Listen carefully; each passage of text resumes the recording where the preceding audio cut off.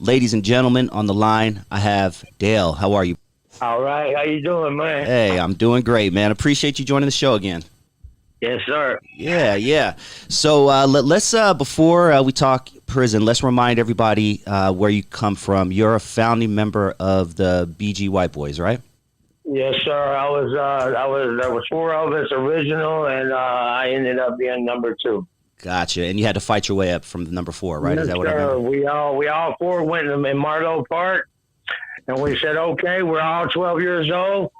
Who's going to be first? So Moose was the first one that started the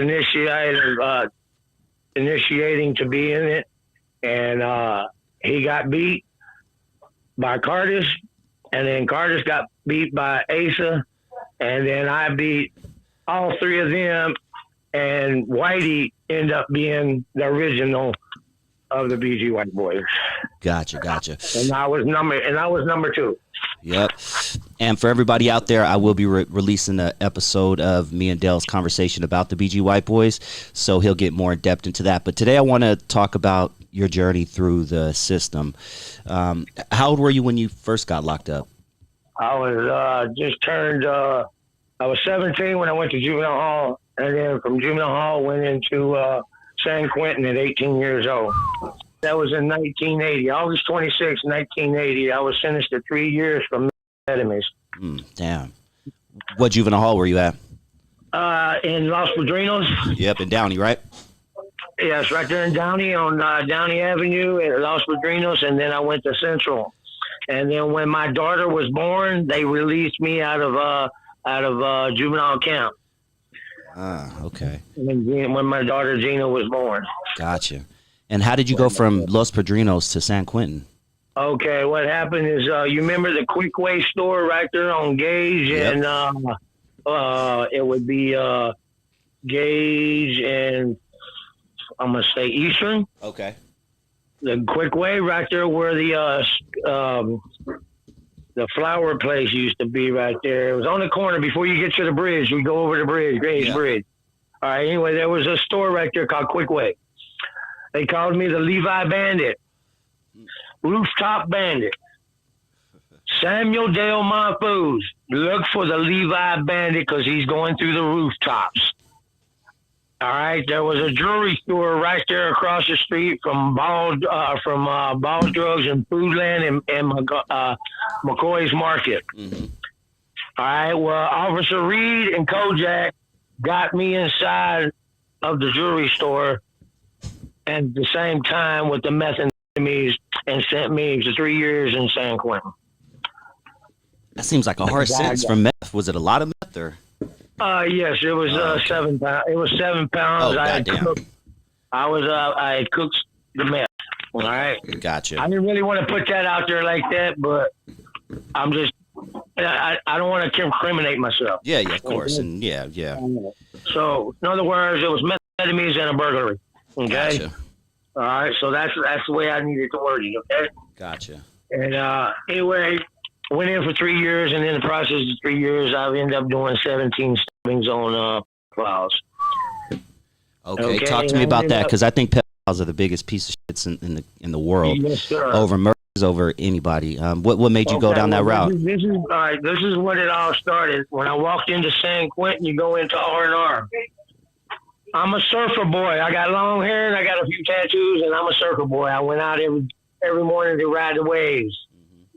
Gag me with a spoon, shit. You know what I mean? Mm-hmm. So, anyway, all right. What was I getting at?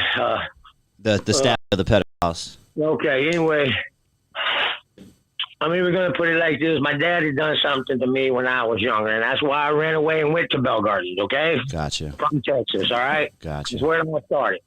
All right. So when I went to prison, I had a job.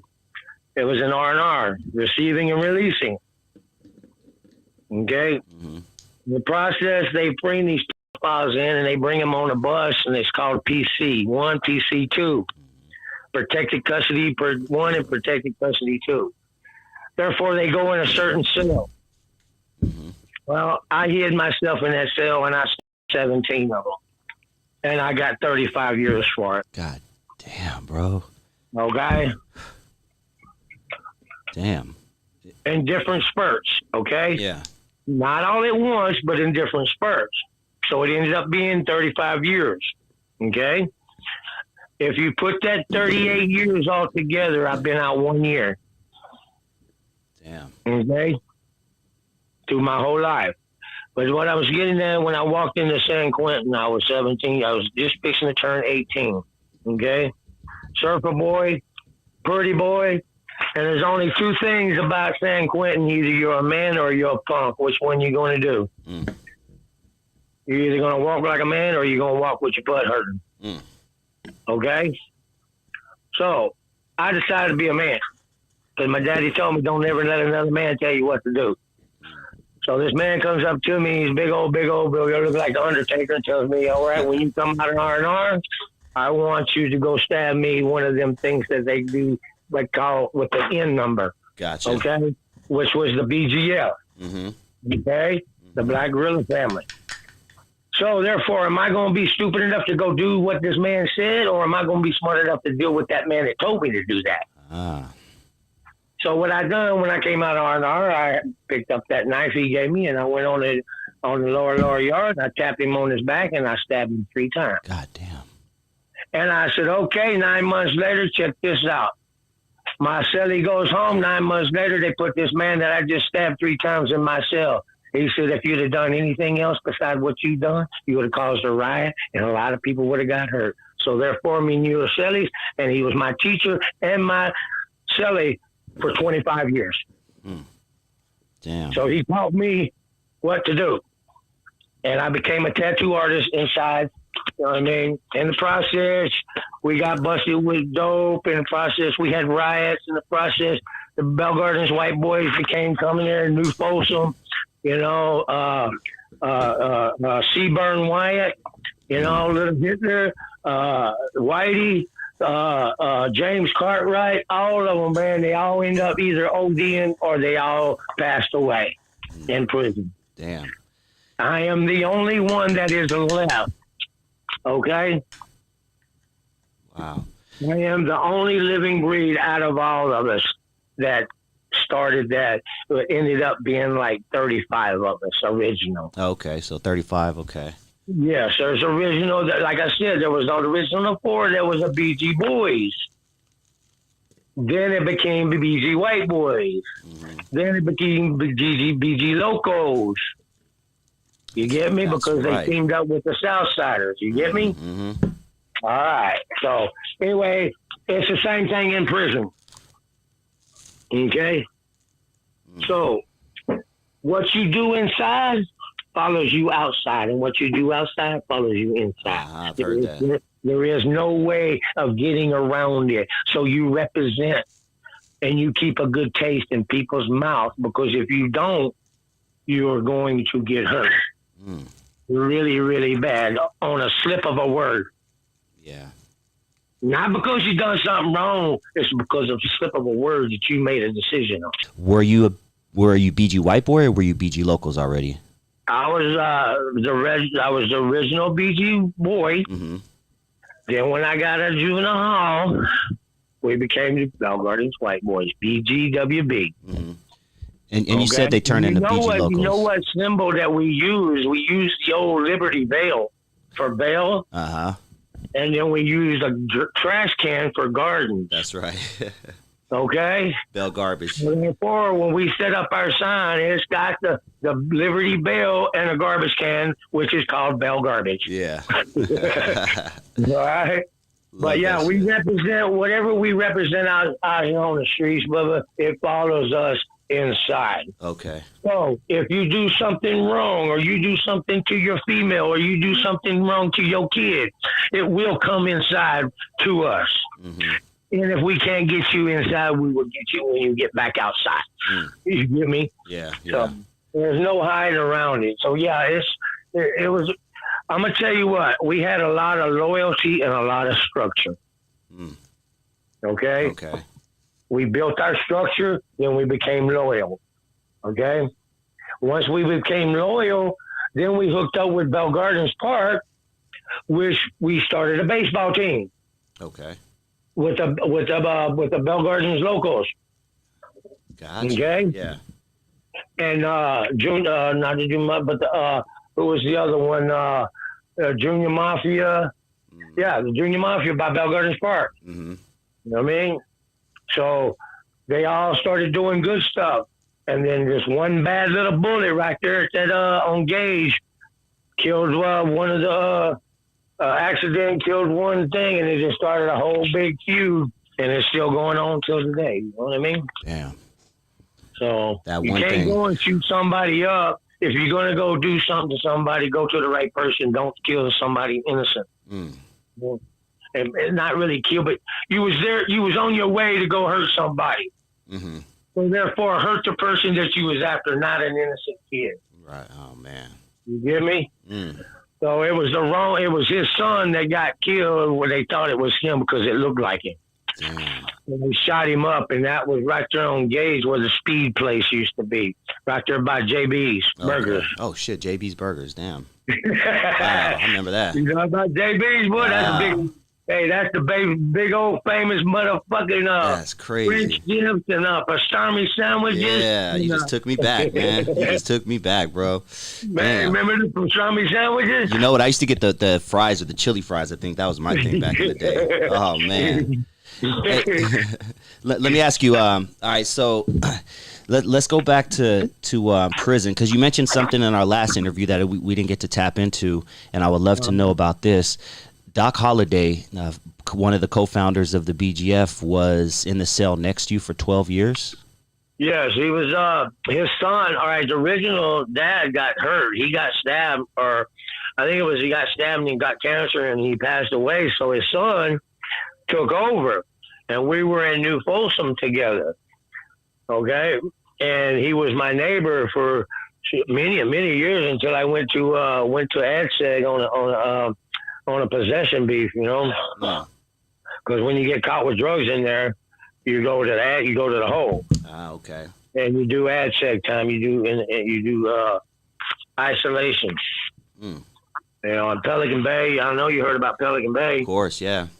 Oh yeah, the shower comes up to your cell, Bubba. Yeah.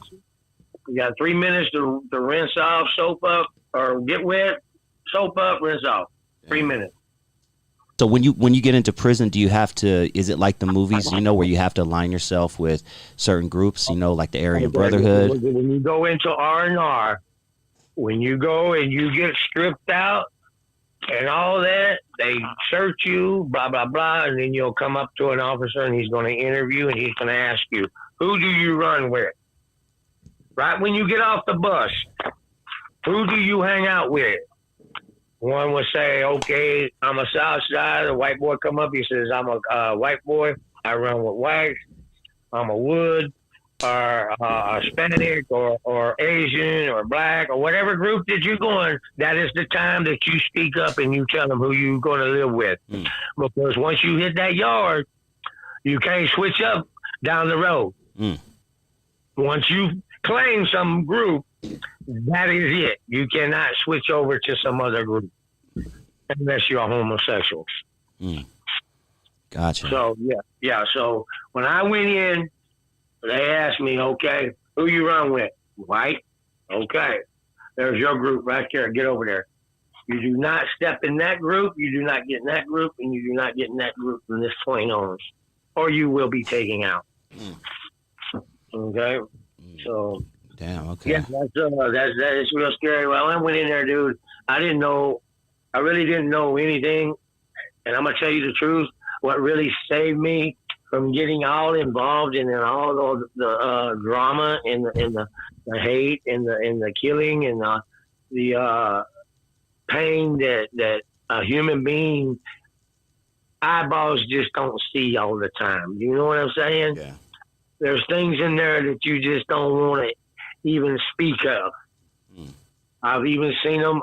Well, man comes back from a visit. He brings in the marijuana. He brings in the dope. One balloon gets stuck up in his gut. They take him up to the shower. They get a razor blade. They cut his gut open just to get that bag of dope.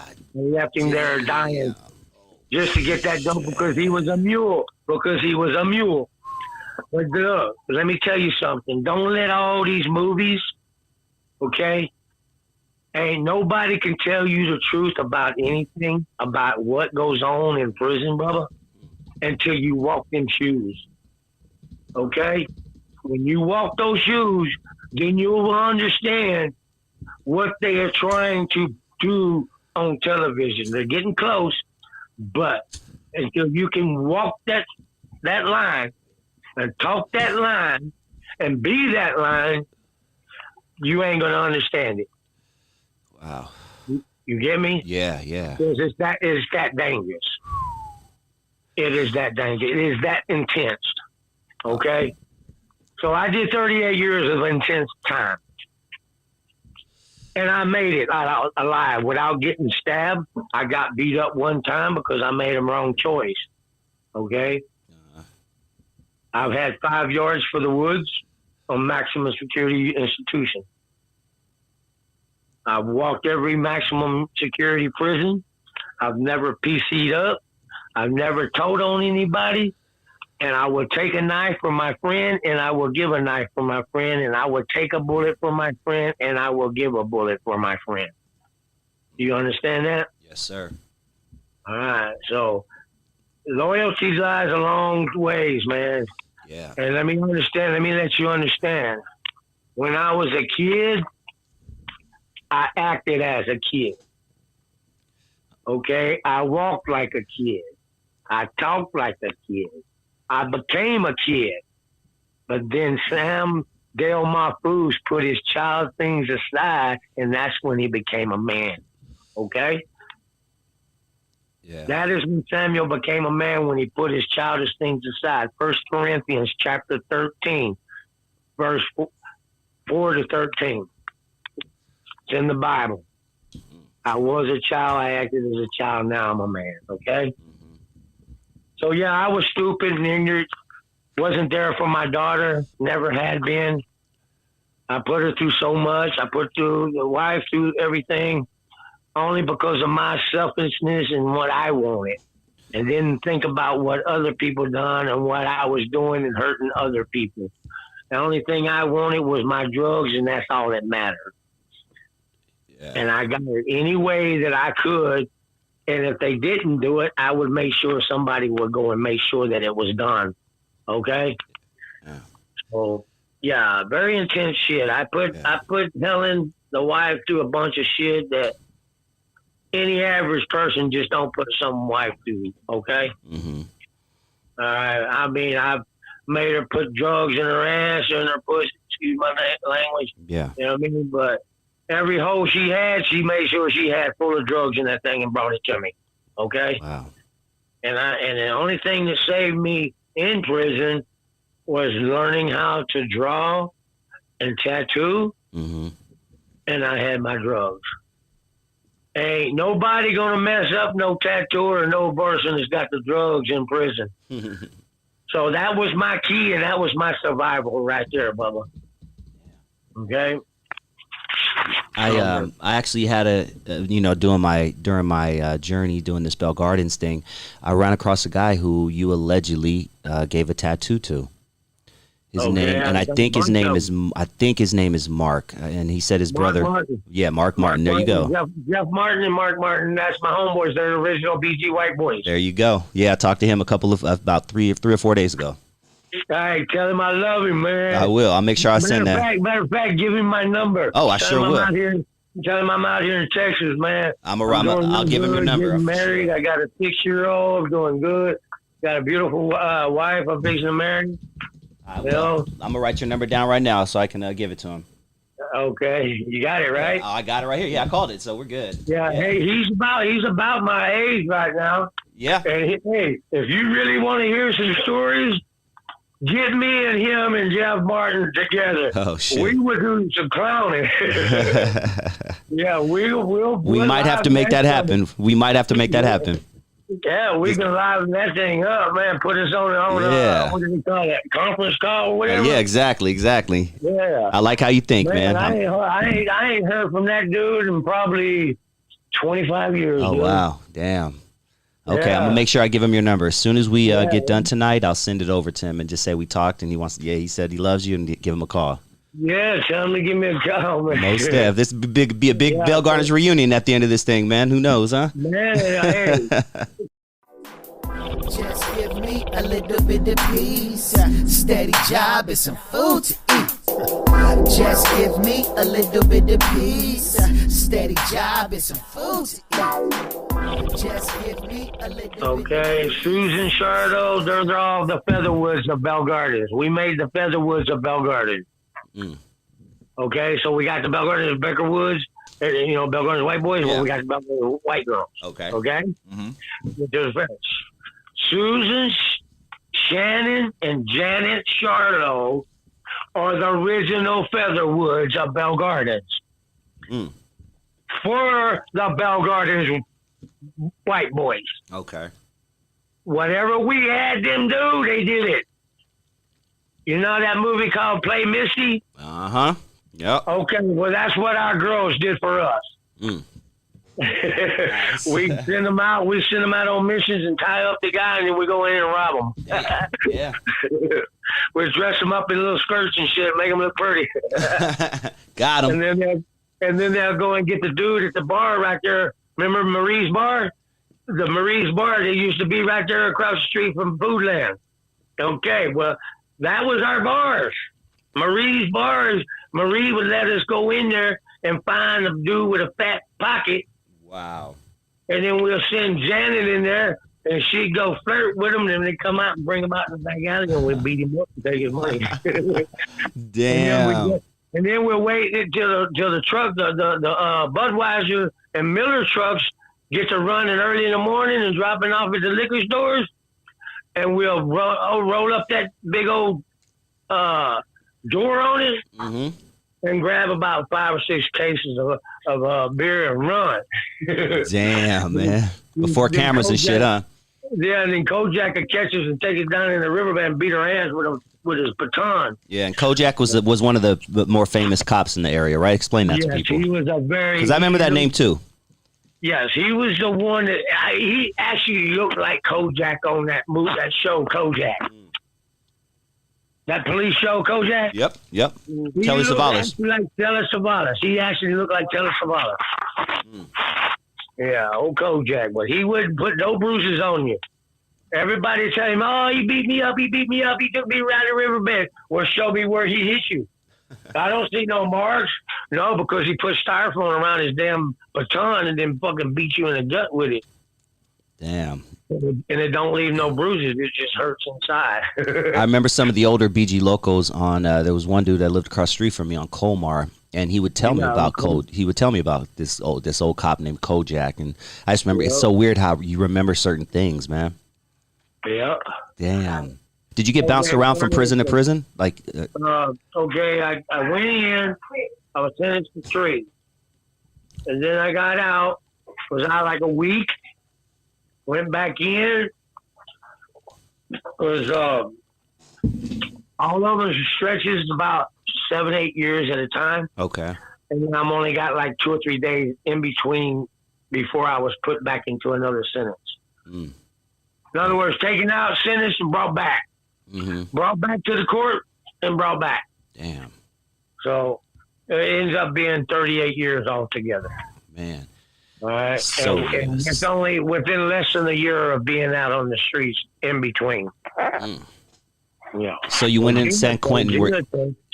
Gina's got all my paperwork. It's got all the dates. I have to look at all the dates, but all the stretches, I think, was the longest was 17. So.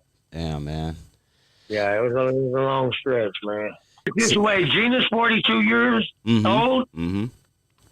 I only spent maybe less than a full year if you put it all together with her. Out of all those years, okay? Oh, man. It's like this, bro. It's like this. Now that I stepped up and I'm a stepdad to a 6-year-old, right? And she's biracial, okay? Okay. So she's half black and she's half white. So the things that I'm doing now the right way to the 6-year-old, I wish I could have done for Gina. And now that I post stuff on the Facebook or whatever, Gina sees it And it tears her up, man. Because her daddy wasn't there for her to do that to her. You know what I mean? Yeah, yeah. So I messed up when I was a kid, and I mean, all I can do is ask God for forgiveness. You know what I mean? And I know she loves me, and I love her, but I just, in my addiction, I didn't care about nothing. I didn't know how to be a dad. I didn't know how to be a father. I didn't even know how to be myself. You know. All I was in my addiction on the methamphetamines, and I couldn't stop it. It was controlled me, and I didn't matter about nothing. I was one of the main things that you call a narcissist. Oh, okay.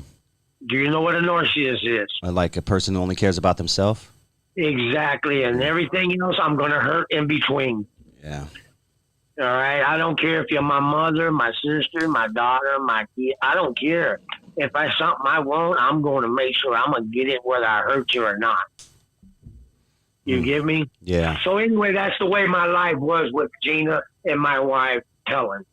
Yeah, well, bless both of them, man, for still being. I'm sure you feel blessed still having them, dude. Yeah, I mean, I can't. I mean, if she was to hate me, there's nothing I can say about that, you know. But God has allowed me to. It's not how you fall; it's how you pick yourself up. That's right. That's word. Yeah, man. I love that shit. Okay? I always remember that, man. It don't matter how you fall, where you fall. God said, always come as you are.